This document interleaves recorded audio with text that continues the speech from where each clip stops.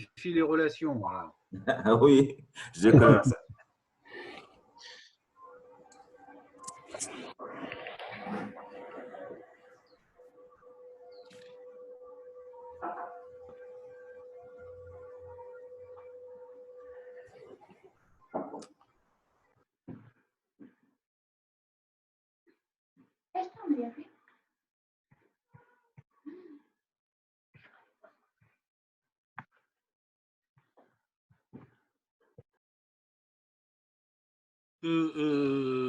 Vous m'entendez bien?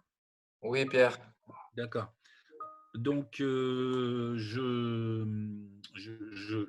disais, par exemple, on a une licence un petit peu particulière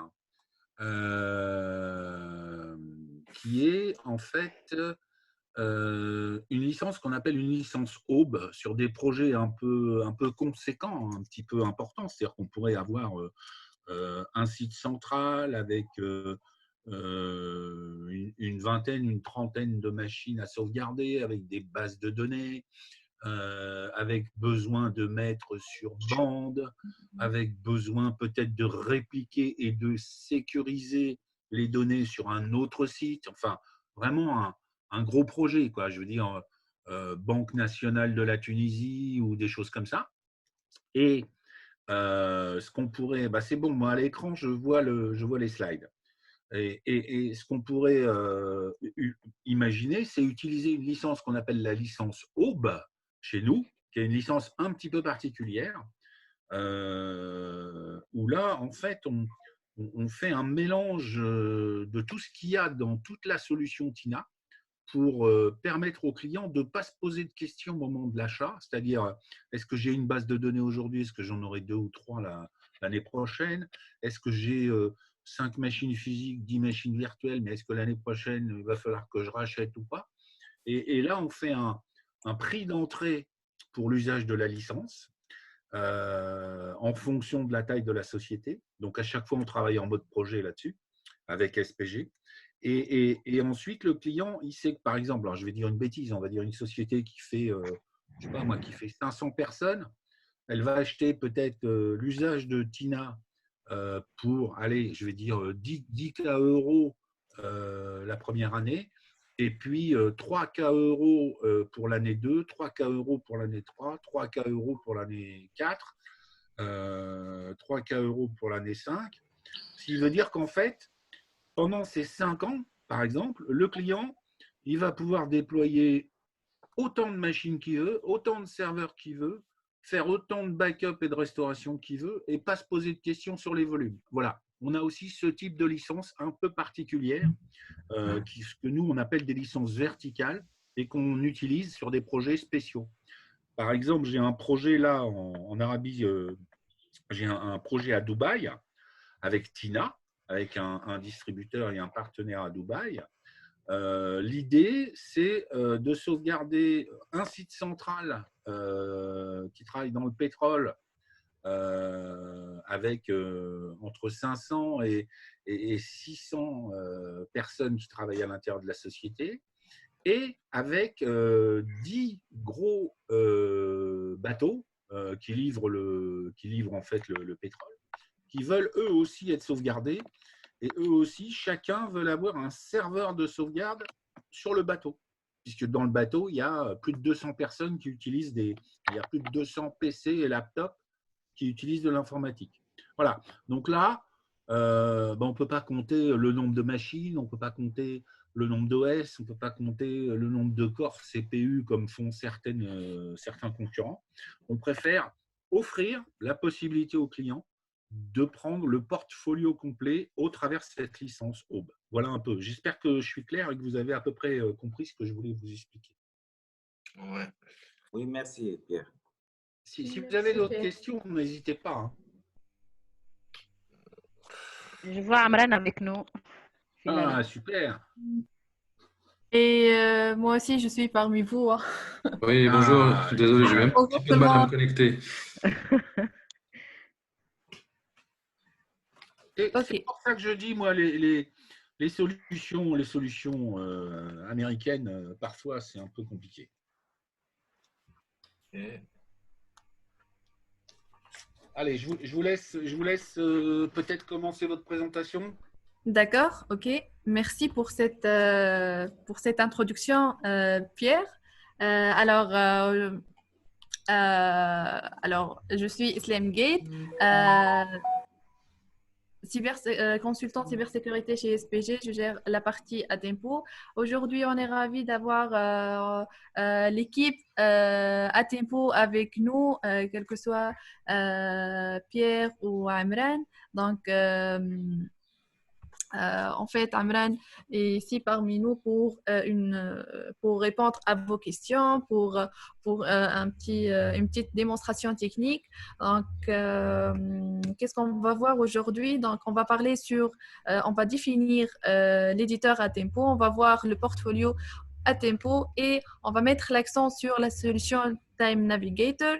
Quelles que soient les fonctionnalités et l'architecture de Tina. Et on va finir par une démonstration technique qui sera par Amran. Donc, je vais commencer cette présentation. Peut-être Pierre a donné une petite introduction, mais je vais parler en général sur l'éditeur Atempo. Donc, Atempo, c'est un éditeur logiciel français. En regardant les analyses dans le domaine IT, on peut voir que Atempo est leader européen aujourd'hui avec une présence mondiale en ce qui concerne la restauration, le transfert, le stockage et la protection des données. En termes d'expérience ou d'expertise, donc déjà 27 ans d'expérience avec 2000 clients.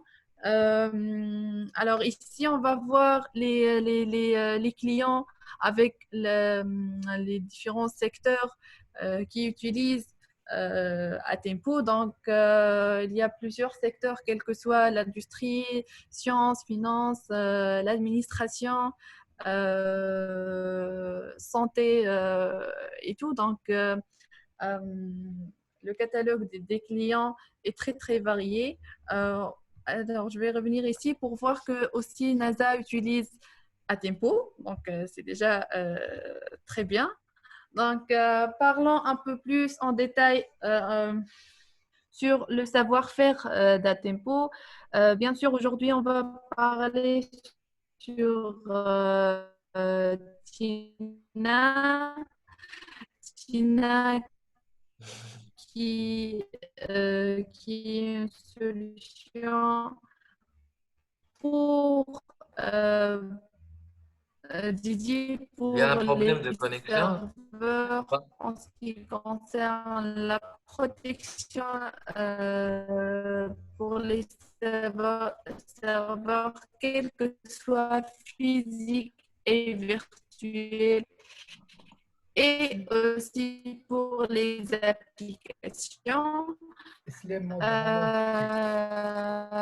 Alors, pour ceux qui ont raté,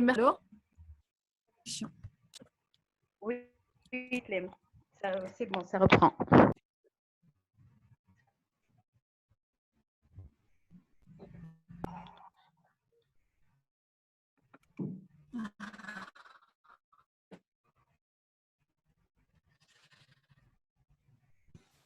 Problème de connexion.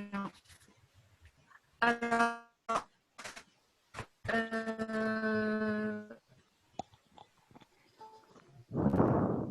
je vais vérifier. Allô? Oui, Clem. Imen? Oui, oui, c'est bon. Est-ce que Oui, c'est bon? D'accord. OK. Donc, ici, j'étais en train de parler sur les solutions offertes ou le savoir-faire d'Atempo. Donc, on a la solution Tina Time Navigator. C'est la solution dédiée pour les serveurs, pour la protection pour des serveurs physiques et virtuels et pour, bien sûr, les applications, quelle que soit base de données ou autre. Mercredi, on a détaillé un peu plus avec Pierre la solution Live Navigator, la solution pour la protection continue des données, principalement dédiée pour les postes de travail PC portables ou des serveurs du fichier. Aussi, en ce qui concerne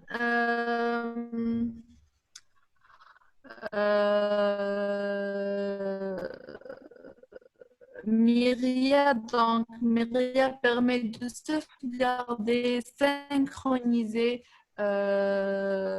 migrer et déplacer les données, quel que soit le langage hétérogène donné. Donc ici, on a présenté trois solutions logicielles. Chaud, mais c'est impossible. La quatrième solution, c'est plutôt, disons, c'est bon? C'est clair? C'est ma connexion trop basse. On profite de la présence de Amran pour la présentation. On peut basculer pour, oui, ça coupe beaucoup. Hein, oui. D'accord. Oui, bonjour, vous m'entendez bien? Très bien. Oui, très bonjour, bien. Amran. Bon, je suis plus loin, mais bon, on va faire avec. Bonjour à tous, merci d'être présents malgré le confinement. J'espère que tout le monde va bien. Bon, je vais reprendre un petit peu la main pendant que Islem répare son petit problème de connexion. Donc, un petit tour d'horizon rapide, puisque c'est vrai que c'est un petit peu décalé en termes de voix. Donc, je vais reprendre rapidement. On va commencer par Myria. Alors, je ne vais pas développer trop sur cette partie-là, puisque c'est une solution qui est orientée large NAS, donc gros environnement avec beaucoup de fichiers, plusieurs pétaoctets, plusieurs centaines de téraoctets de données. Donc, on va se concentrer plutôt sur le reste qui nous intéresse aujourd'hui. Le sujet du jour, c'est Tina. Donc, Tina qui est une solution pour la protection des serveurs physiques, virtuels et applicatifs. Alors, quand je dis applicatif, c'est tout ce qui concerne les applications de type base de données, par exemple SQL, Oracle, les systèmes de messagerie comme Microsoft Exchange, SharePoint, et j'en passe et des meilleurs. Tout ça est intégré avec des modules particuliers dans le produit qui permettent de backuper ça au travers des API fournis par les constructeurs. Je pense par exemple à Microsoft et Oracle, entre autres. Je vais revenir là-dessus, on va développer un petit peu plus. En attendant, je vais passer sur la partie Backstone, donc qui est un mode appliance tout en un. Donc là, quand on choisit de partir sur une gamme de produits de ce type-là, on va recevoir le software et le hardware, tout vient avec. Et on a des fonctionnalités très, très intéressantes dans ce produit-là pour justement faire en sorte de faire de la continuité de service et du recovery en cas de besoin. Je ne vais pas m'étaler là-dessus, on pourra éventuellement avoir l'occasion de faire un nouveau webinaire spécifique sur ce produit-là dans les semaines, voire mois à venir. Et enfin, Lina, Islam en a parlé tout à l'heure, donc il y a eu un webinaire mercredi, hein, c'est bien ça, si je me souviens bien, qui traitait justement de la protection donc, des laptops et des postes de travail en général, hein, que ce soit laptop ou desktop, ainsi que de certains NAS de type Synology, de façon à bénéficier en fait, de protection continue sur ces équipements, avec beaucoup de fonctionnalités bien sûr, entre autres le Bare Metal Recovery qui permet de repartir sur une machine différente éventuellement avec la dernière sauvegarde connue qui a été réalisée sur le système. Alors, je n'ai pas la main, je ne peux pas passer sur le slide suivant.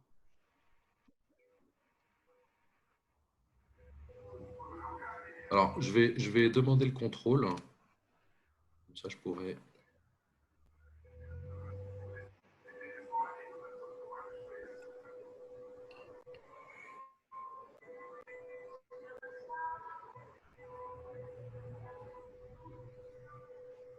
Ah bah ça fonctionne. Donc alors attendez, hop, plein écran.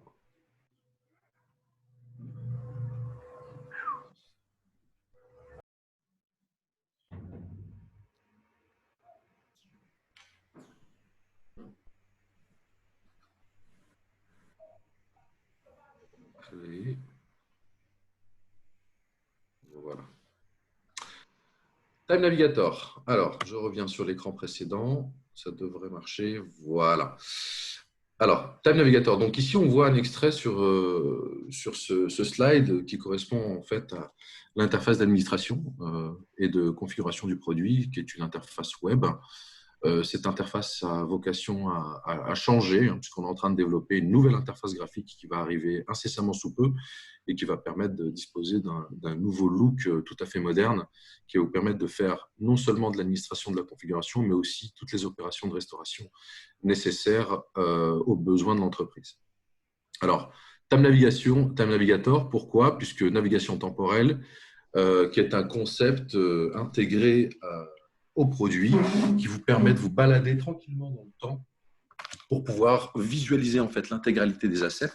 Donc, quand je dis assets, c'est l'intégralité des données que vous avez sauvegardées de manière temporelle. Alors ça, c'est très intéressant puisque si par malheur on se fait cryptoloquer, eh bien le cryptolocker va faire en sorte de rendre impossible la visualisation correcte de tous les fichiers qui auraient été endommagés sur le disque, qu'il soit local ou sur le disque monté sur un serveur.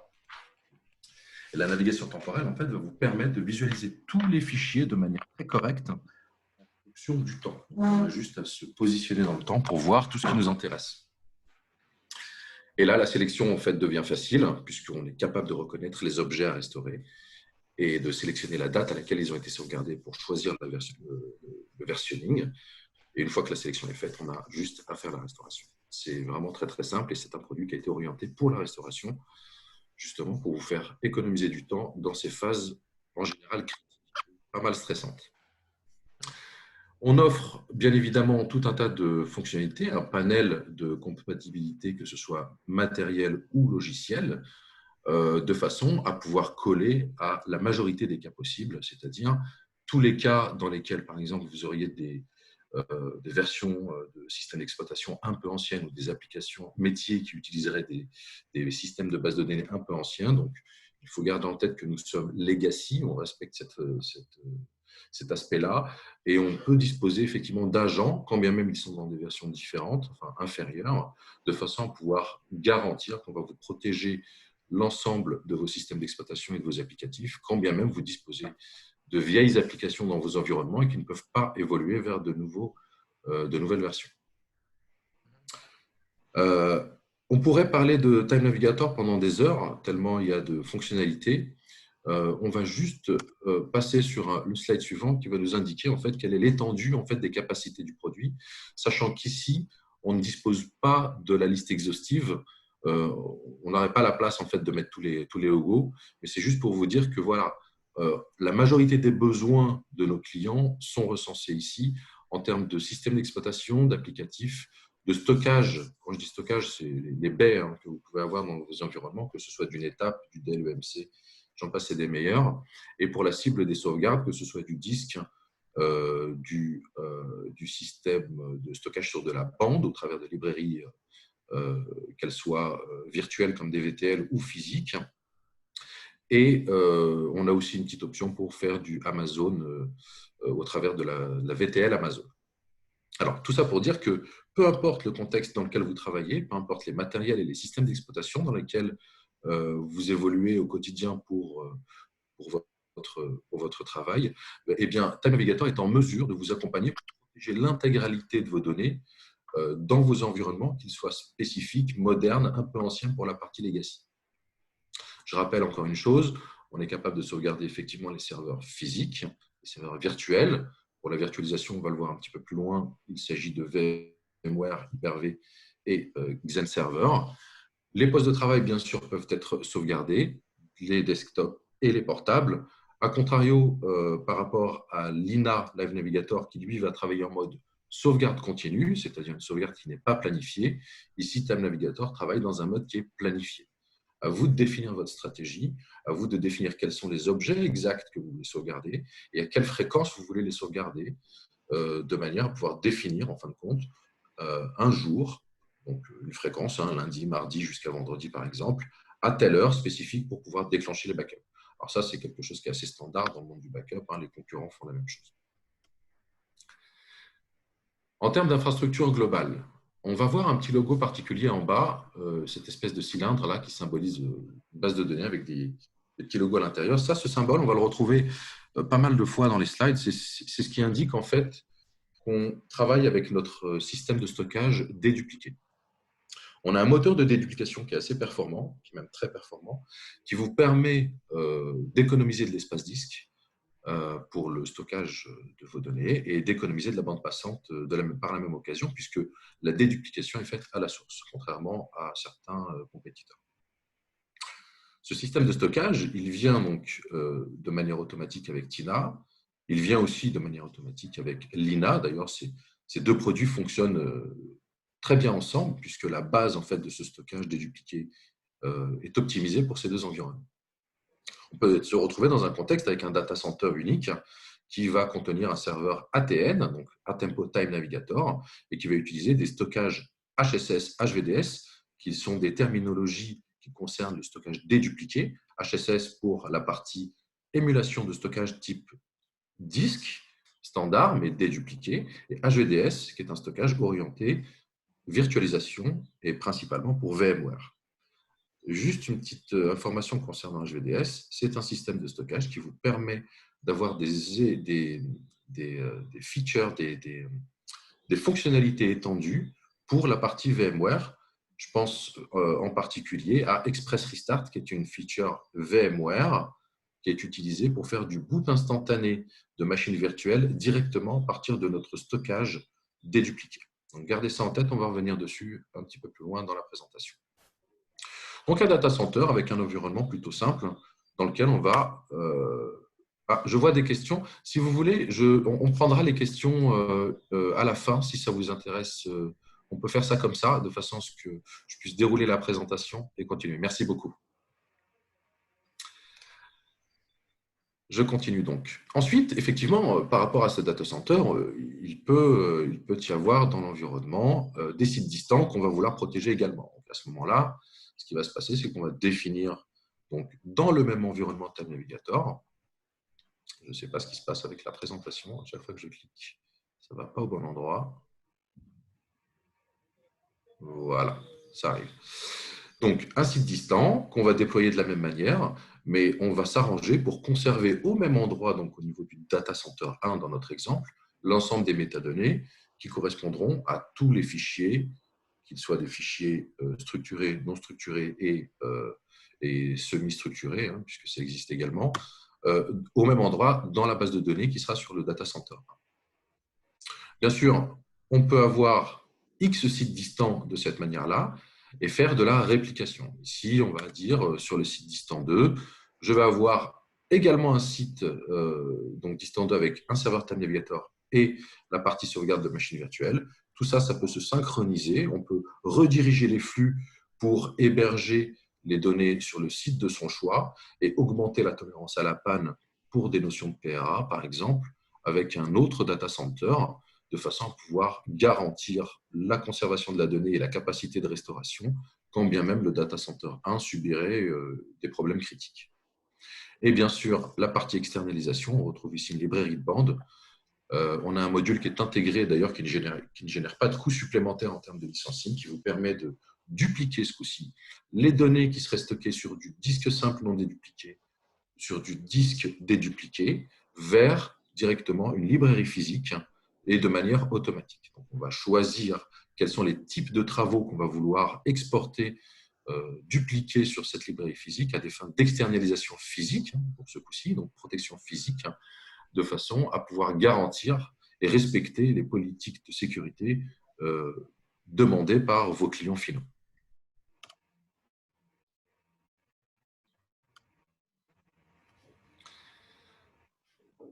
Un petit récapitulatif sur l'ensemble des agents qu'on peut supporter. Donc, les serveurs, les agents, alors toute version de Windows. On supporte également Windows 2019. Il n'est pas dans la liste, le slide n'a pas été mis à jour, mais je vous l'informe, enfin, je vous l'indique. On a un guide de compatibilité qui est régulièrement mis à jour. Vous pouvez le demander pour voir si tous les éléments que vous avez à protéger dans votre infrastructure sont couverts par le produit.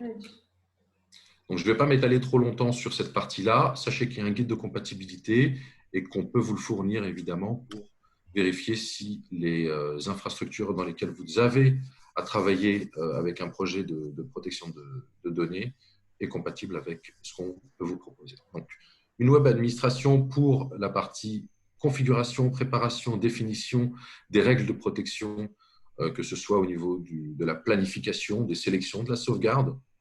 Donc, quel répertoire je vais sauvegarder, la manière dont je vais le sauvegarder, est-ce que je vais le pousser, ce backup sur de la bande physique, du disque dédupliqué ou de la bande émulée, comme de la VTL par exemple. On peut suivre l'intégralité des activités qui se passent sur cette interface, que ce soit les travaux de sauvegarde, les travaux de restauration, les travaux de duplication, par exemple. Elle est simple, elle est intuitive. Encore une fois, cette interface va évoluer vers une nouvelle interface très, très prochainement. D'ailleurs, je vous invite à regarder, on a un webinaire qui est prévu le 28 avril qui va traiter particulièrement de la partie Office 365, si ça vous intéresse, et de la partie nouvelle interface graphique, dont je vous invite à vous inscrire si ça vous intéresse.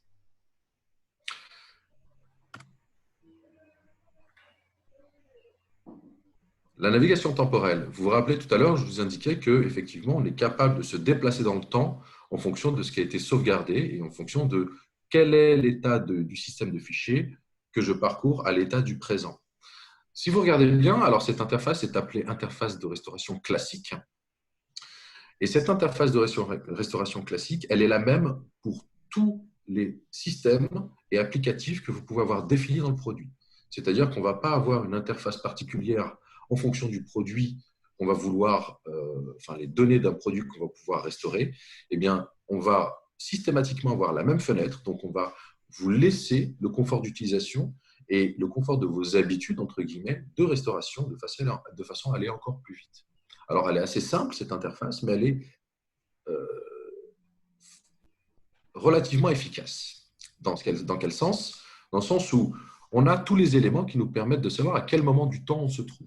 Le temps est très important. Donc ici, vous voyez en haut à droite de la fenêtre, je ne sais pas si vous voyez ma souris bouger, eh bien, on voit indiquer présent. Présent, ça veut dire qu'on vient de se connecter sur une plateforme de type Microsoft, d'accord, un Windows, j'imagine, et on visualise l'état actuel du système de fichiers. Admettons que ce système de fichiers ait été sauvegardé préalablement. Eh bien, ça veut dire que dans la base de données de Time Navigator, on a la connaissance pour ce système de fichiers particulier de toute l'arborescence de fichiers qui a été sauvegardée au préalable. Admettons maintenant que certains fichiers aient été supprimés ou renommés dans le système de fichiers sur le serveur lui-même. Eh bien, Time Navigator, dans la vue du présent, verra les modifications ou les suppressions qui ont été apportées. Si je souhaite restaurer des éléments qui ont été supprimés ou modifiés, eh bien, je vais demander à Time Navigator de me présenter visuellement, graphiquement, les modifications qui ont été opérées sur ce système de fichiers. Donc, je vais simplement lui dire, montre-moi quels sont les éléments qui ont été supprimés en cochant cette petite case ici. Ici, on va définir ce qu'on appelle une profondeur de champ et je vais lui dire, montre-moi ce qui a disparu entre maintenant, le présent et 1 jour, 2 jours, 3 jours, aussi loin qu'on veut par rapport à la date initiale de début de backup, de début de sauvegarde sur ce host-là. Donc, on va superposer toutes les dates de backup et vous montrer par transparence en fait ce qui est différent entre la profondeur de champ que vous avez sélectionnée et le présent. De cette manière-là, les éléments qui ont été supprimés vont apparaître dans un format particulier visuel, qui est un format hachuré, et qui va vous indiquer immédiatement qu'est-ce qui a disparu. L'exemple le plus simple qu'on aime bien prendre, c'est un utilisateur vous appelle pour vous dire « j'ai supprimé un fichier dans le répertoire, par exemple ici, test data, mais je ne me souviens plus comment s'appelle ce fichier. » Eh bien, aujourd'hui, si vous n'avez pas la fonctionnalité de navigation temporelle, vous êtes coincé, vous êtes obligé de restaurer l'intégralité de ce répertoire et de le mettre à disposition de l'utilisateur pour lui dire ben voilà, maintenant, je t'ai restauré le répertoire à tel endroit, farfouille à l'intérieur, tu verras bien si tu trouves ton fichier. Eh bien, nous, on va à l'essentiel, on ne passe pas de temps inutile à la restauration, on restaure que ce qui est nécessaire. C'est-à-dire qu'on va demander à l'utilisateur si effectivement il se rappelle du répertoire où se trouvait le fichier et on va appliquer cette fonction qui dit « montre-moi qu'est-ce qui a disparu dans ce fichier ». Donc, le fichier va apparaître par transparence. Vous avez juste à le sélectionner et à demander sa restauration. Donc, navigation temporelle, c'est le concept à tempo qui fait qu'effectivement, on se distingue de la concurrence. Entre autres, il y en a d'autres, hein, bien évidemment. Ok.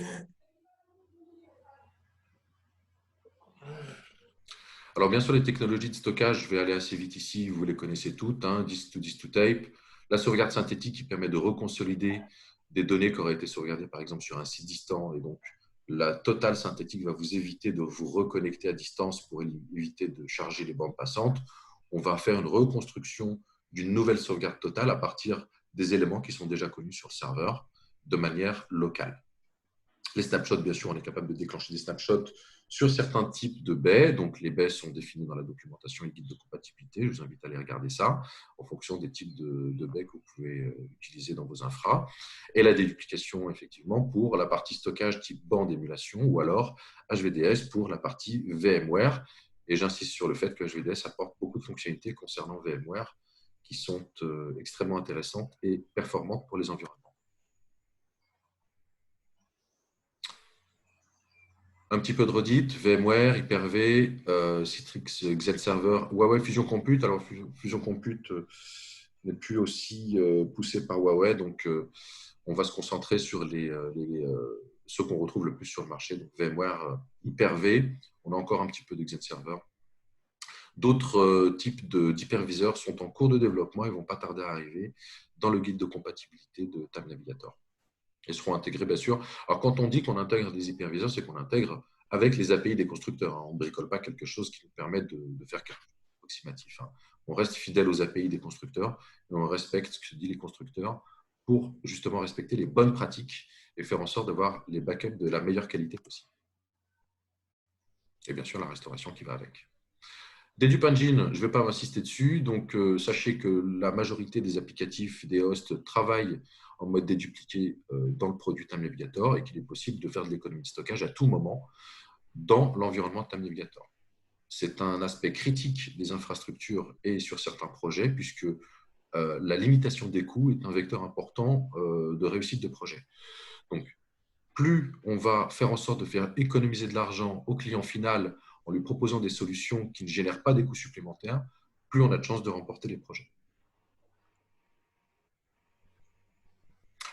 Un exemple sur la déduplication, vous connaissez tous le principe, mais on va rapidement le rappeler. Donc, le serveur Time Navigator demande à un de ses agents qui utilise la déduplication de générer un backup, enfin de créer un backup.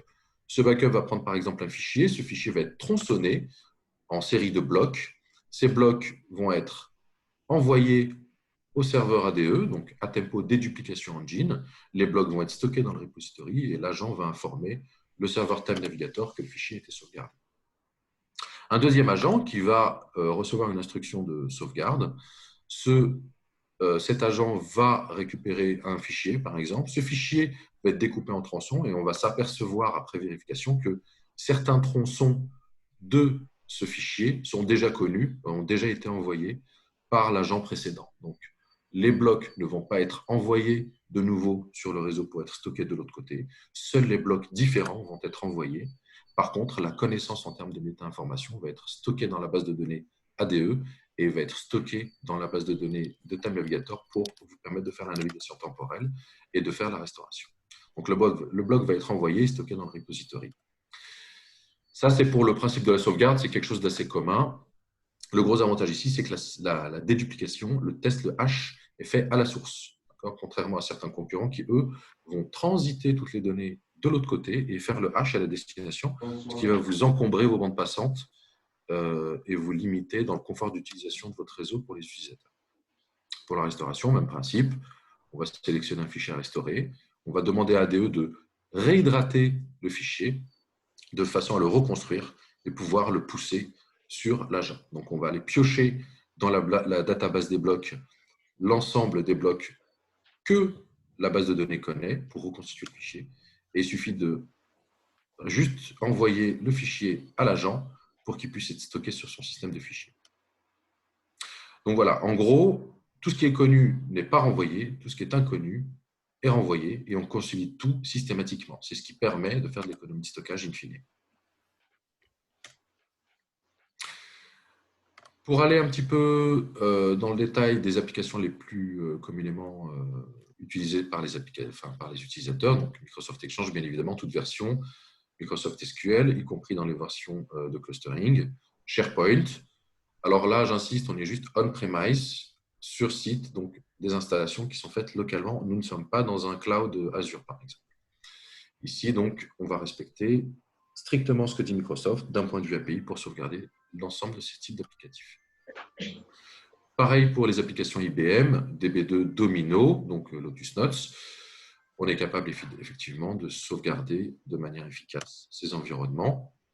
Je vais passer rapidement sur les applicatifs sauvegardés pour les databases et ainsi de suite, donc Oracle SAP, bien sûr. Oracle, juste petite information, on est capable de le sauvegarder de manière API, donc tel que le dit Oracle, ainsi qu'au travers de Herman. Certains débats apprécient ce module, donc on peut vous fournir tout ce qu'il faut pour générer des scripts automatiquement et vous accompagner dans la définition de ces scripts et les mettre en place de manière dynamique sur les agents pour faire du Herman en toute tranquillité. Le reporting, bien sûr, est intégré. Les copies d'écran ici sont un peu vieilles, donc le look a changé encore une fois, donc on pourra regarder ça par la suite. En termes de timing, juste petite question, il était prévu combien de temps?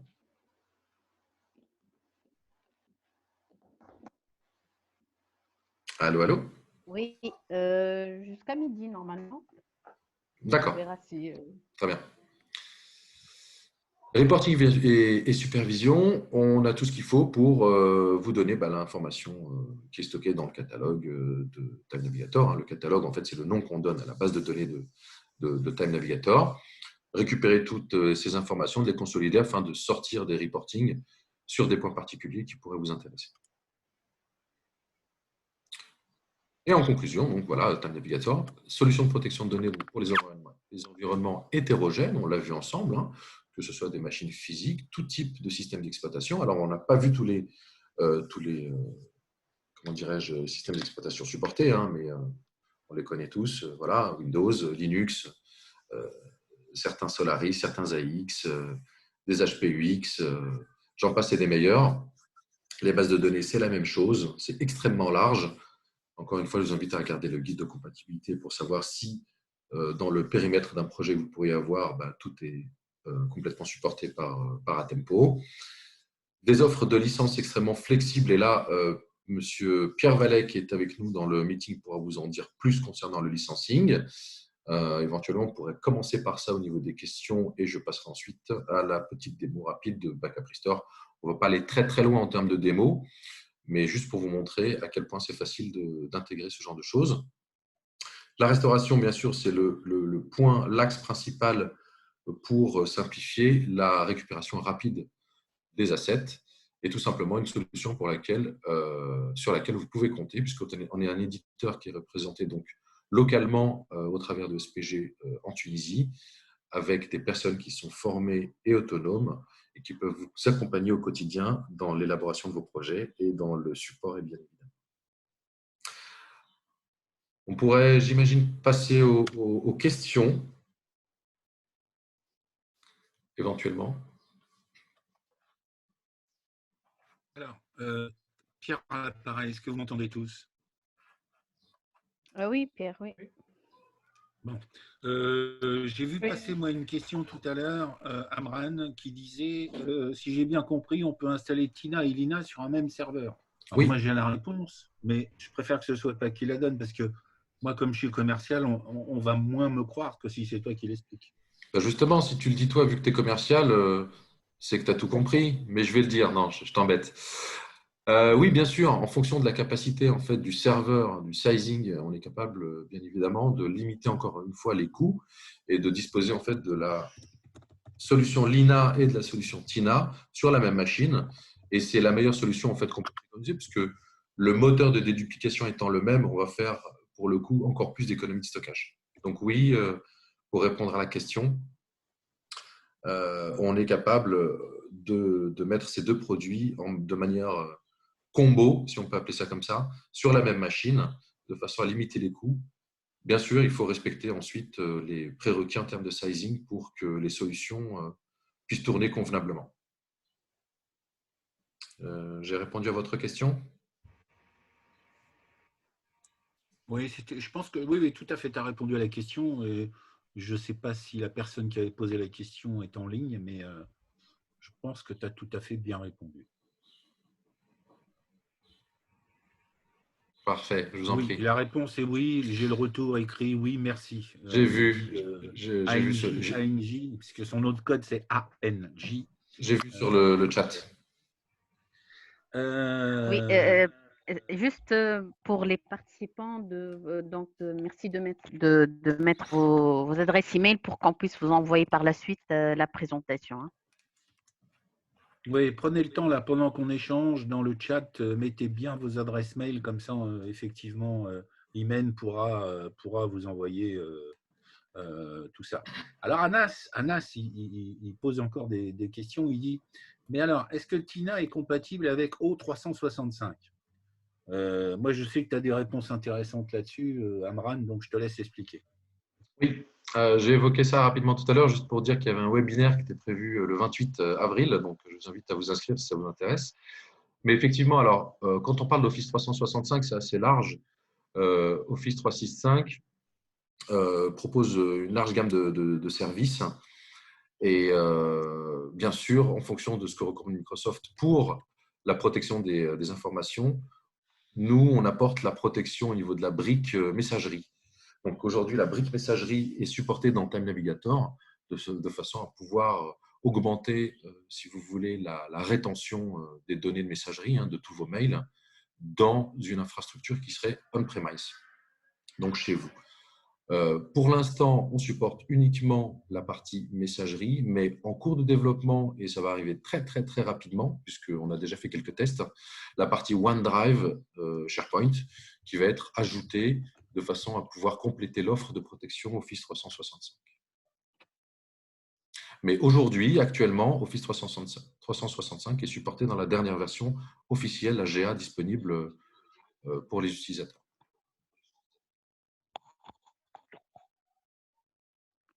C'est bon pour vous, Anas?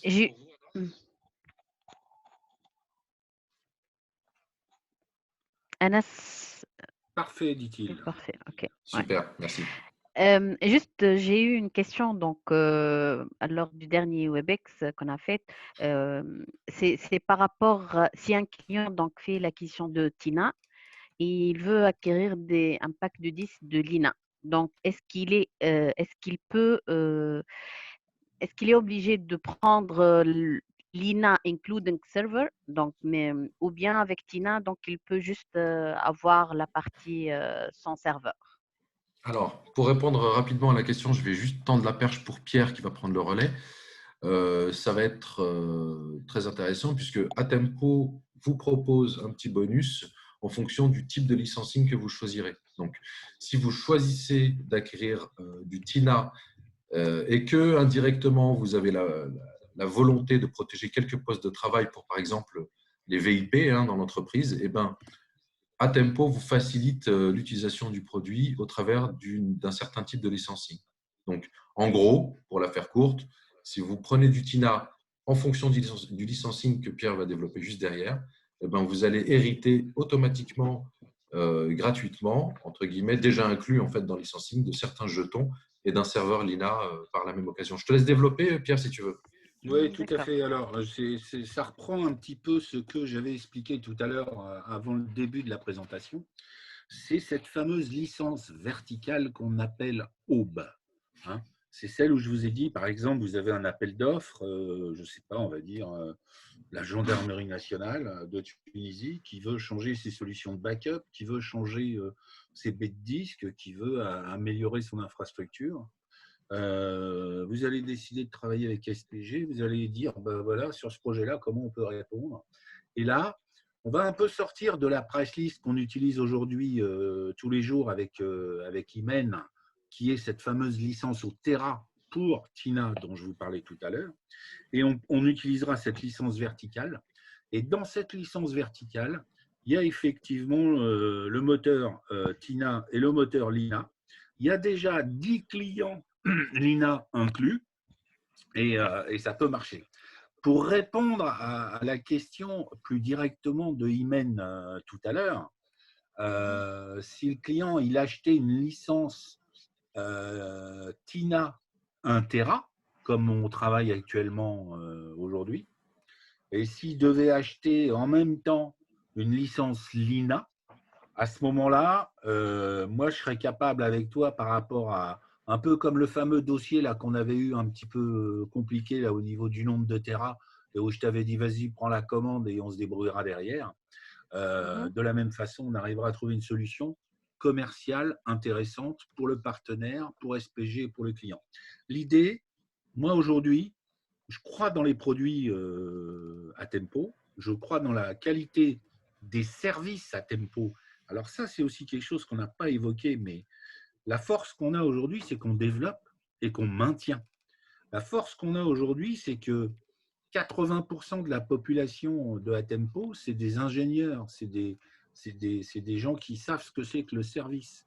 Moi, en France, quand on fait, et en Europe et ailleurs dans le monde, quand on fait les questionnaires de satisfaction client, ce n'est pas du tout les mêmes réponses que ce que les éditeurs américains ont. Moi, j'ai un client qui m'a dit, Monsieur Vallée, je suis enthousiasmé par la qualité du support.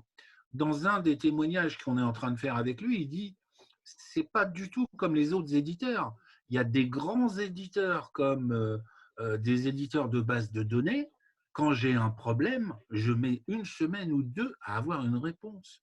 Quand j'appuie sur le bouton à tempo pour avoir le support, en 1/4 d'heure, 1 heure maximum, il y a quelqu'un qui s'occupe de moi. Ça aussi, c'est une vraie force. Et c'est pour ça que dans tout ce qui est francophone, aujourd'hui, la solution à tempo, c'est vraiment une vraie force. Voilà, j'espère avoir répondu aux questions là, par rapport au pricing.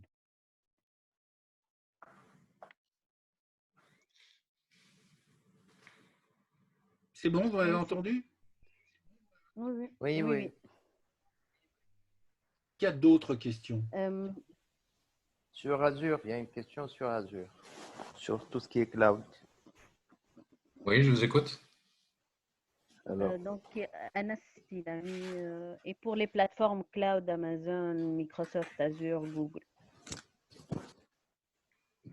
Oui, mais quelle est la question exactement? Qu'est-ce que vous voulez savoir? Anas, je ne sais pas s'il est encore avec nous.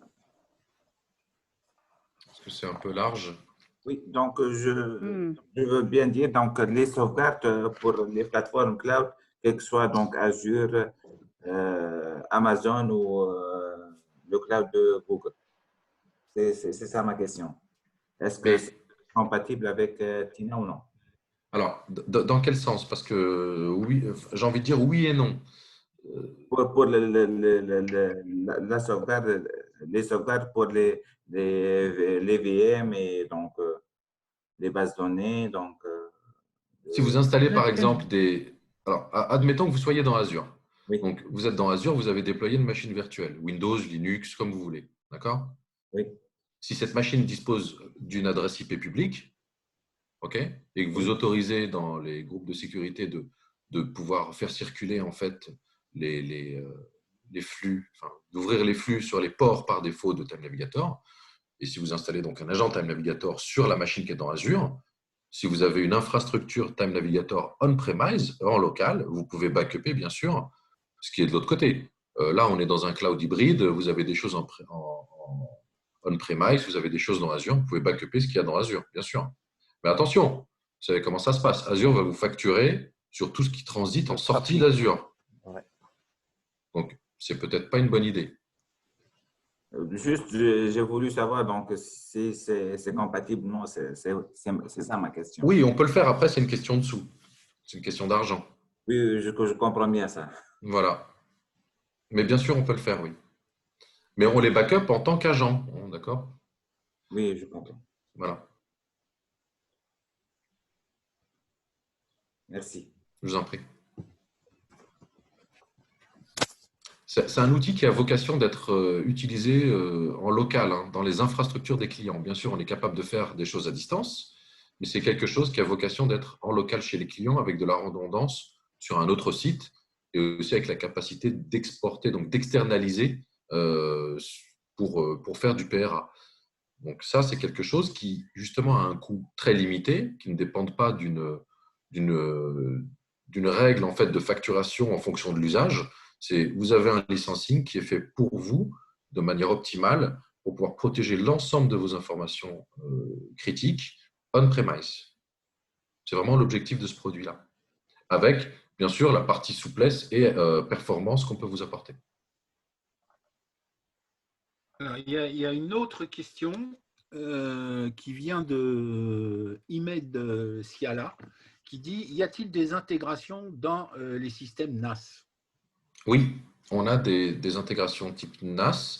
Alors, quand vous pensez à NAS, vous pensez peut-être à NDMP ou à la partie snapshot de baie. Vous pouvez préciser?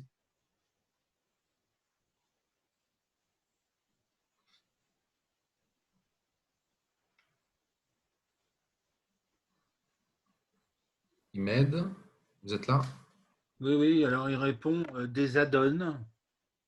Alors, il y a pas moi je vais répondre un petit peu, je vois un petit peu le sens de la question, mais justement, par exemple, imaginez que ce fameux projet dont je parlais tout à l'heure, on réponde avec une licence verticale. Le client, il avait un système NAS d'installer la première année, et puis un an et demi plus tard, il dit bah non, je vais changer mes hardware, je vais racheter des nouveaux hardware. Bah, l'intérêt, c'est que tous les composants qui gèrent les NAS à ce moment-là, eh ben, il les a gratuitement, il peut les utiliser sans qu'il y ait des coûts supplémentaires. Donc, il n'y a pas d'add-on supplémentaire à mettre. Après, précisez votre question un petit peu par rapport à ce que vous a posé, à ce que vous a expliqué Amran. Pour certaines baies de disques, on vient s'appuyer sur des API, sur des savoir-faire de la baie, et on utilise tous ces systèmes pour pouvoir la sauvegarder. Il y a aussi ce fameux protocole NDMP dont vous a parlé Amran. Après, est-ce que vous pensez à un NAS particulièrement? Voilà, n'hésitez pas à poser la question plus en détail. Tu me coupes, Amran, si je dis des bêtises. Non, non, c'est tout à fait ça.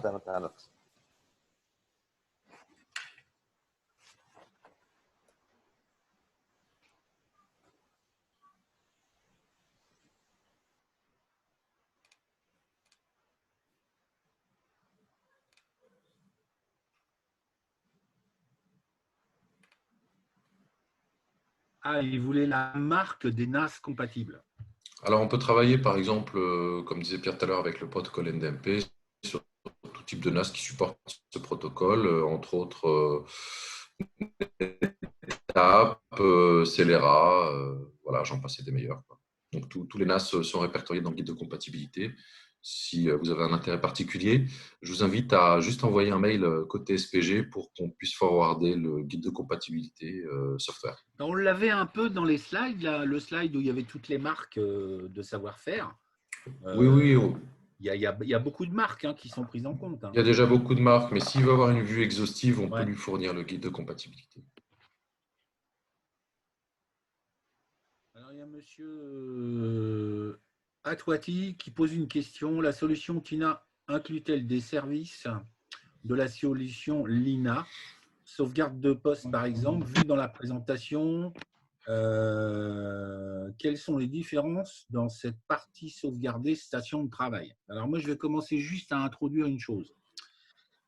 TINA, il y a un job scheduler, il y a un chef d'orchestre qui dit à un moment donné, tous les jours, à telle heure, alors dans le backup, dans le temps, on disait on attend que les gens aient quitté la société, puis à partir de 8 heures, on fait les sauvegardes, et puis demain matin à 6 heures, quand les gens reprennent le travail, on fait en sorte que dans cette fenêtre de sauvegarde, on est tout sauvegardé.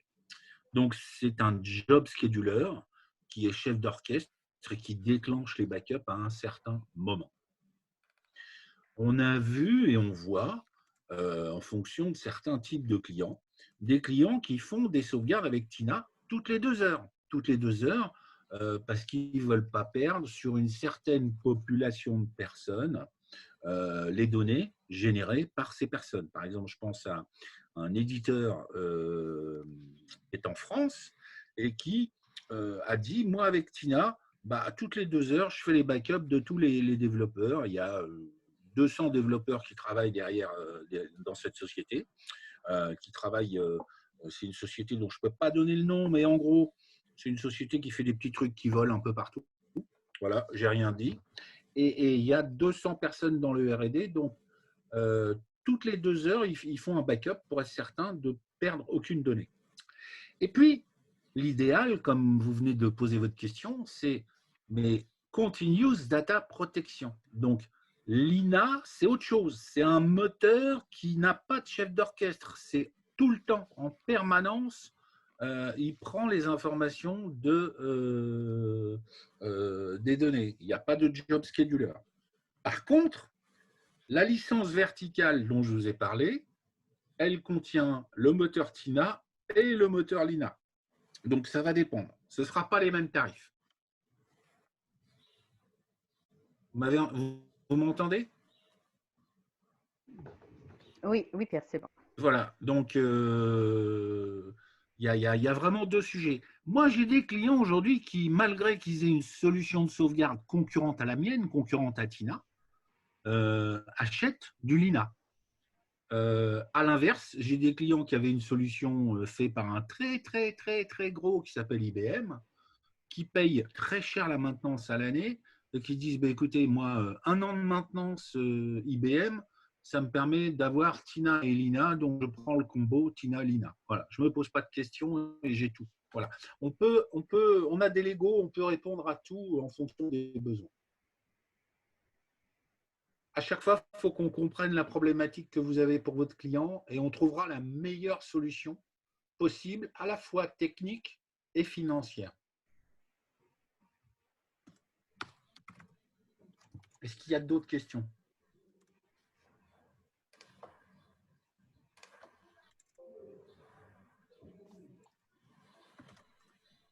Non?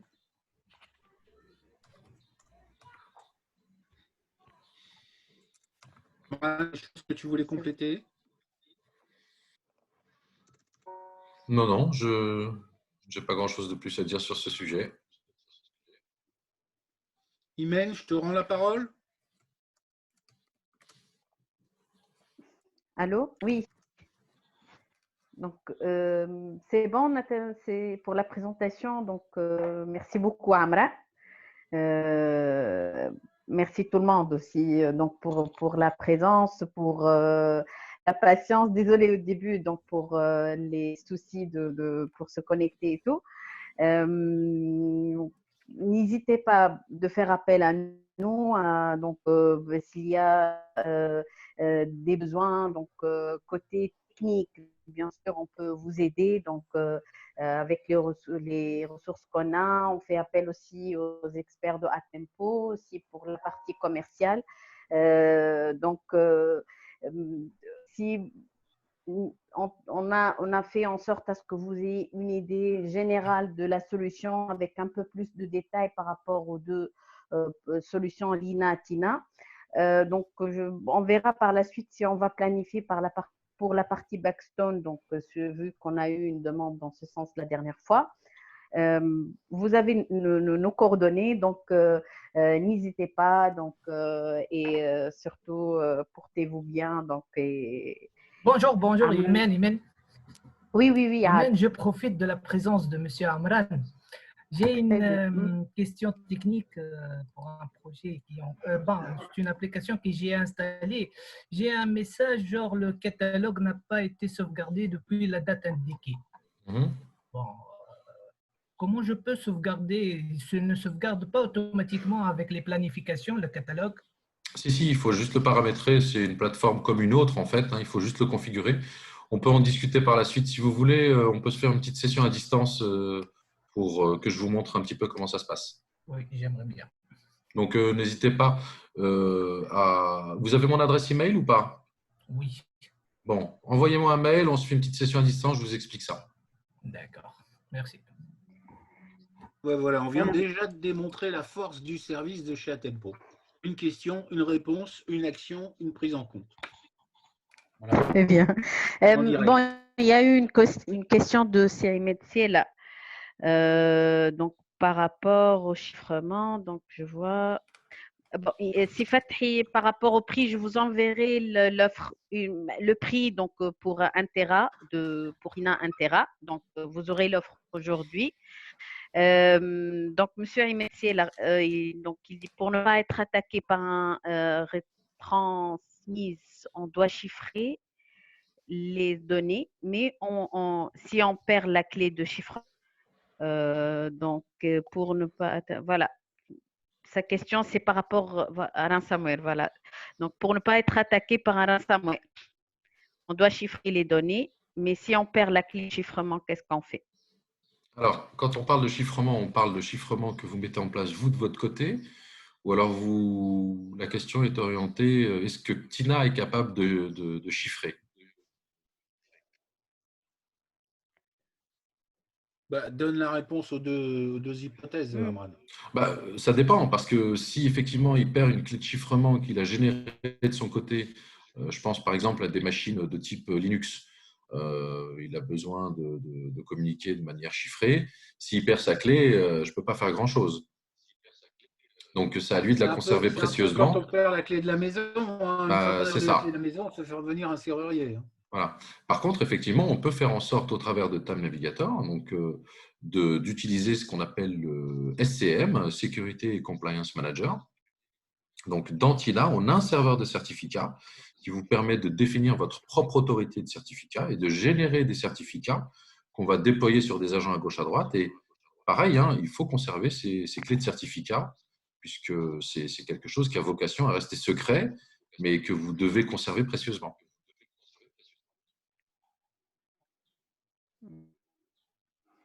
D'accord. Très bien. Est-ce que ça répondait à votre question, Imer? Parfait. Alors, je ne sais pas si vous avez été vous promener un peu sur le site Atempo. En Europe et en France, on a eu une action un peu collaborative concernant la partie LINA. Je reviens un petit peu dessus parce que peut-être que tous les gens qui sont là n'ont pas assisté au WebEx de l'INA. Il faut savoir qu'aujourd'hui, le directeur général d'Atempo a décidé d'offrir l'usage gratuitement de l'INA pendant toute la période qui va constituer cette période de crise du Covid, en partant du principe que certaines sociétés étaient parties en mode panique et étaient parties en mode télétravail. Le temps d'organiser tout ça, d'emmener les PC portables, que les gens travaillent de chez eux, super, c'est parfait. Mais à un moment donné, il y a plein de gens qui se sont dit « Oh là là, mais moi, je suis en train de faire des données là, sur mon PC portable et je n'ai pas de backup. » Donc, sachez qu'aujourd'hui, il y a cette fameuse offre, je dirais, un peu Covid par rapport à l'INA. Et aujourd'hui, vis-à-vis des actions qu'on mène avec SPG en Tunisie, moi, ce modèle-là, on peut tout à fait le répliquer. Hein. J'ai des gens en Afrique noire en Côte d'Ivoire, qui ont pris le sujet à bras-le-corps et qui l'utilisent dans 2-3 sociétés. Donc, sachez que c'est aussi un moyen d'aider vos clients. Si vous vous rendez compte que vos clients prennent pas le temps de sauvegarder leur PC portable, leur laptop, ben là, au moins, pendant 3 mois, au moins, je pense qu'on va être confinés tous encore jusqu'à fin juin. Ils peuvent avoir l'usage de l'INA. OK? Pierre, juste, j'ai eu une question autour de cette offre, donc je partage avec toi par rapport aux 3 mois d'abonnement. Donc, un des partenaires m'a dit que l'offre s'arrêtera donc le 15 juin, ou bien est-ce que j'aurai les 3 mois à partir de la date de l'activation, ou bien quel que soit, ça va s'arrêter le 15 juin. Donc, alors, j'ai un de mes patrons qui dit souvent, on apprend petit à petit et on apprend doucement à se déplacer en marchant pas à pas. En fait, très honnêtement, c'est vrai que ça a été fait un peu dans la précipitation, cette offre. Moi ce que je peux te garantir aujourd'hui, et je le prends aujourd'hui vis-à-vis de mes engagements vis-à-vis d'SPG et de la Tunisie, c'est de dire que tout le temps du confinement, c'est-à-dire que si demain, il y a quelqu'un qui dit j'ai besoin de la clé INA et je suis parti pour 3 mois avec. Si c'est 3 mois, c'est 3 mois. Je veux dire, je n'ai pas d'état d'âme là-dessus. J'ai vraiment pas d'état d'âme là-dessus. Donc, le confinement, s'il s'arrête en juin et que le gars il a encore besoin de sa licence pendant 15 jours, on va pas se fâcher, on va le laisser l'utiliser jusqu'à fin juillet. Au contraire, c'est son intérêt et c'est notre intérêt de lui rendre service. Voilà. C'est D'accord. comme Donc, s'il faisait c'est comme s'il faisait un POC de 3 mois gratuit, quelque part. Est-ce que je oui, réponds à ta question, Lamel? j'explique un peu plus. Donc, si, voilà, maintenant, on aura un mois et demi, donc d'ici mi-juin. Si je vais activer la licence maintenant, est-ce que j'aurai la Ouais. licence pour un mois et demi ou 3 mois, donc à partir Non, du… on la générera pour 3 mois de toute manière. On ne va pas commencer à faire de l'épicerie et D'accord, calculer au jour le jour. En tout cas, c'est mon engagement à moi, Pierre Vallée, aujourd'hui. Il n'y a aucun problème. d'accord, ok, Voilà. c'est clair. Merci. Tu sais comment je suis, Imen, hein. Oui, Je ne peux pas, je ne Donc, veux pas perdre de temps, je ne veux pas faire perdre de temps aux partenaires, je ne veux pas faire perdre de temps aux clients. très bien, très bien. Alors, on n'a qu'à profiter de cette offre. En tout cas, on ne peut pas… Absolument, absolument. Oui, oui, très bien.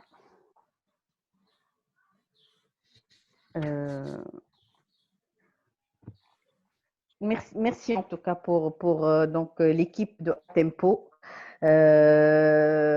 Donc merci à tout le monde, merci merci aux partenaires. J'ai vu même des partenaires qui ont assisté aux 3 présentations donc de Atempo. N'hésitez pas, comme j'ai dit, vous avez nos coordonnées et surtout portez-vous bien et Inch'Allah, on se reverra donc dans d'autres conditions. Moi, je vous remercie tous. Je remercie SPG, je remercie l'ensemble de l'équipe SPG pour tout le bon travail qu'elle fait actuellement avec Atempo. Et puis, je vous remercie, vous aussi, d'être là et de prendre le temps de regarder les solutions. Moi, je pense qu'on va réussir tous ensemble à passer ce moment délicat.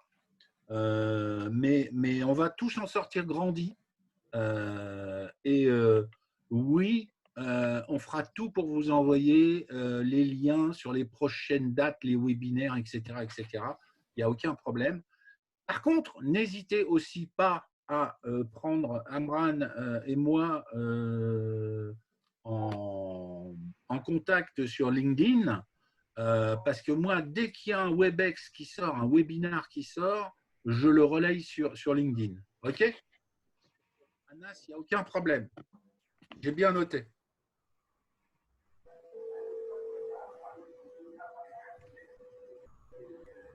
Merci à vous.